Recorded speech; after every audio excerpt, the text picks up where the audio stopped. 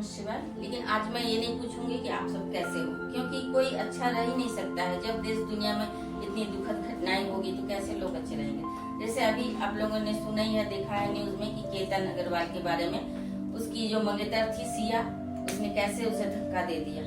तो बहुत गलत बात है कि इस तरह से उसे ले जाकर धक्का दे दिया। लेकिन देखिए, मैं कहती हूँ कि अगर शादी के समय घर में बता दे, अगर उसे शादी नहीं करना है, किसी और को पसंद करती है, तो सबसे बड़ी बात यही है कि ये बात वो लोग घर में बता सकते हैं। लेकिन नहीं, छोटी सी बात वो नहीं बता पाएगी, पेरेंट्स के पास मुंह नहीं खुलेगी कि मैं बता दूं कि मैं नहीं करना चाहती। लेकिन इतनी बड़ी क्राइम कर सकती है, इतनी बड़ी मैंने कांड कर लेगी, लेकिन अपने पेरेंट्स को बता नहीं सकती कि मैं नहीं करना चाहती हूँ।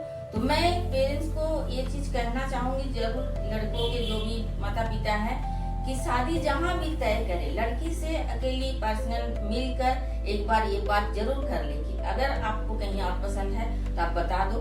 आप अगर बता नहीं सकते तो हमें बता दो, मैं आपके घर में किसी तरह ना कर दूंगी। इस तरह से कुछ हो सकती है, कि किसी के बेटे को इस तरह से जान लेना बहुत गलत बात है। देखिए, जहाँ की इस भारत देश में नारी को क्या देवी का रूप माना जाता है, आज क्या कर रही है आजकल की देवी है ये, मैंने देखते बोल सकते हैं शैतान है, शैतान। मैं खुद नारी हूँ, लेकिन मुझे तो अब शर्म आने लगी है कि नारी जाति की कांड देख देख कर, एक दो नहीं कितनी देख रहे हैं। और इस कुछ चंद जो महिलाएं हैं, लड़कियां हैं, इतनी गंदी हरकतें कर रही दरिंदगी, इनके कारण सारी नारी जाति बदनाम हो रही है। बहुत गलत है। किसी की बेटे को, लड़के को इस तरह से नहीं करना चाहिए। अगर देखिए, वो तो जेल में रहेगी किसी तरह 2-4 साल, 5 साल, 8 साल जो भी हो, फिर निकल जाएगी बेल में और आकर दूसरा शादी कर लेगी।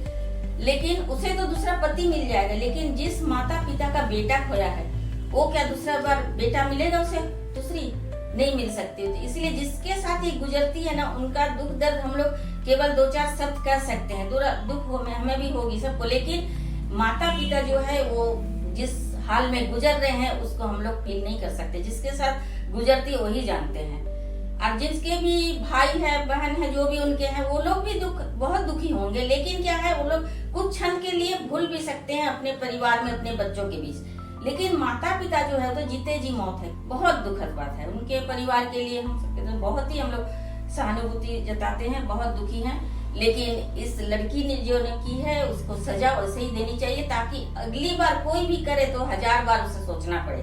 उसे भी ले जाकर वही खाई से गिराना चाहिए, यही सजा होनी चाहिए। और मैं तो कहती हूँ कि जो भी हो, शादी से पहले एक बात और बताना चाहती हूँ कि देखिए, एक क्या था पहले कि बेटी बचाओ का नारा लग रहा था, लेकिन अब लगता है वो नहीं, अब बेटे को बचाने की नौबत आ गई है। अब कुछ साल बाद लगता है कि लड़के शादी करने से ही डरेंगे, क्योंकि 2-4 हजार कुछ भी लड़कियां जो गलती कर रही है, उनके कारण सारे ही तो बदनाम हो रहे हैं। भरोसा एक रिश्ता का जो वो टूटता जा रहा है। लेकिन मैं अंत में एक बार फिर कहूंगी कि शादी जब भी तय करें लड़के, नौजवान अभी जो शादी होने वाले हैं, हम लोग जरूर पर्सनली खुलकर बात कर ले और पूछ ले। पेरेंट्स को चाहिए कि पेरेंट्स एक बार बात कर ले, लड़के की पेरेंट्स जो भी